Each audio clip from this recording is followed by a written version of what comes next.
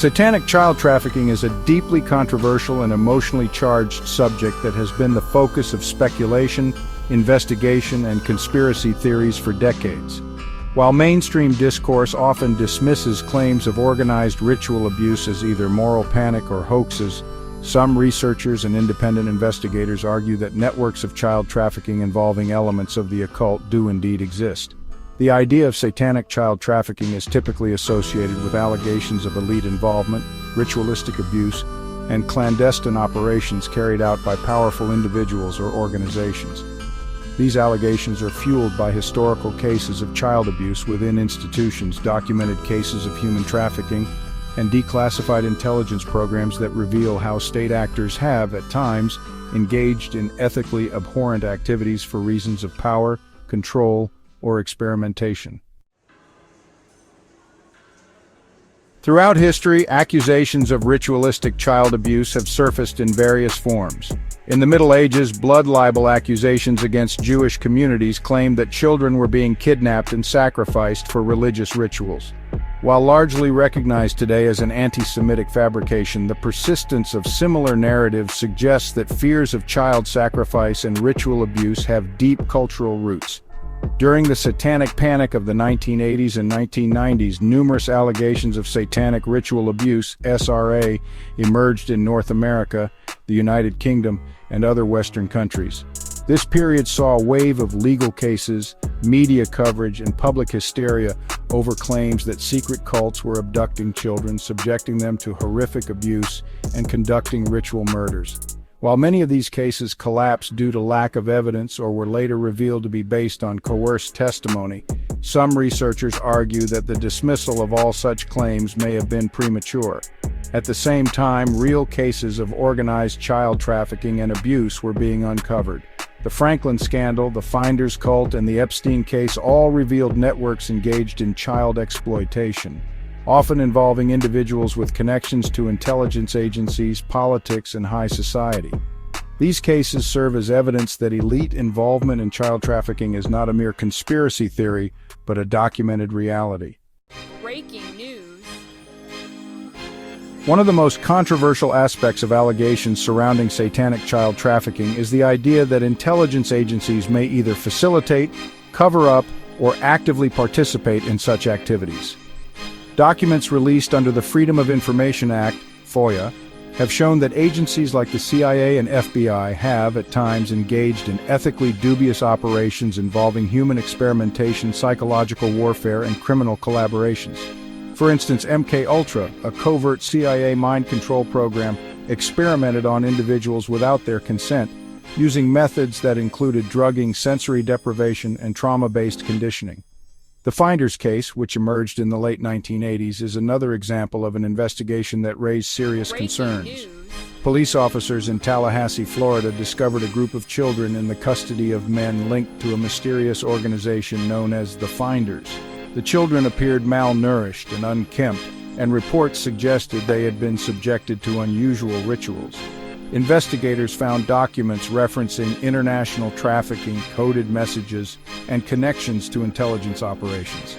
However, the FBI abruptly took over the investigation, declared it a CIA internal matter, and shut it down. These precedents suggest that intelligence agencies may possess knowledge of, or even complicity in, activities that involve the exploitation of children for clandestine purposes. One of the prevailing theories regarding elite involvement in child trafficking is the use of pedophilia as a tool for blackmail and control. The Epstein case, which involved high-profile figures from politics, finance, and entertainment, demonstrated how sexual exploitation networks can be used to obtain leverage over powerful individuals. Jeffrey Epstein was a financier who maintained a private island, where he allegedly facilitated the abuse of minors and recorded incriminating evidence of his associates.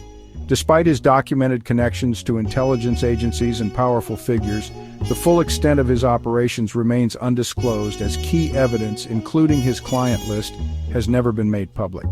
The concept of using sexual blackmail as a means of control is not new. Intelligence agencies have historically engaged in honey trap operations, where targets are lured into compromising situations and then blackmailed into compliance. Some researchers suggest that an underground economy of human trafficking is used to maintain this control at the highest levels of global power structures. One of the most controversial aspects of satanic child trafficking allegations is the claim that abuse is carried out in the context of ritualistic ceremonies. Survivors of alleged ritual abuse often describe experiences involving altars, symbols, chanting, and extreme psychological and physical torture. Some of these allegations align with known occult traditions that emphasize the use of trauma as a means of spiritual transformation or power accumulation. Practices such as sex magic, blood sacrifices, and ceremonial invocations have been documented in various esoteric traditions. While mainstream scholars argue that these practices are symbolic rather than literal, some survivors insist that they have been subjected to physical and psychological torment in the name of such rituals. High-profile cases such as the McMartin preschool trial, the Hampstead case in the UK, and the Dutroux affair in Belgium involved allegations of ritual abuse. While official investigations largely dismissed these claims, certain details, including the involvement of powerful figures and failures of law enforcement, have kept these allegations alive in alternative research communities. One of the most frustrating aspects of the fight against child trafficking is the failure of legal and institutional mechanisms to bring perpetrators to justice. Powerful individuals accused of such crimes often evade accountability through a combination of legal immunity, corrupt judicial systems, and media manipulation. For example, in the case of Epstein, multiple high-profile individuals were implicated, yet no major arrests have followed his death. Similarly, cases involving organized trafficking rings often end with lower-level operatives being prosecuted while their elite patrons remain untouched. Sovereign immunity, diplomatic protections, and classified intelligence operations create layers of legal obfuscation that make it nearly impossible to investigate and prosecute those at the highest levels. Some researchers suggest that this is not accidental, but rather an intentional design of the system, one that ensures certain individuals remain above the law. Satanic child trafficking as an idea is a documented reality. While corrupt mainstream narratives often dismiss such allegations as conspiracy theories, historical cases and declassified information suggest that elements of these claims are rooted in truth. The existence of elite trafficking networks, intelligence agency complicity, and ritualistic abuse claims all point to a hidden underworld of exploitation that operates beyond the reach of conventional law enforcement.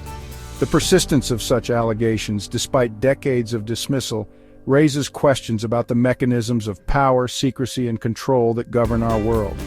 Whether one believes in the full extent of these allegations or not, the core reality remains undeniable. Child trafficking is a global crisis, and powerful forces appear to benefit from its continued existence. The challenge lies in separating truth from misinformation while pursuing justice for the victims of such heinous crimes.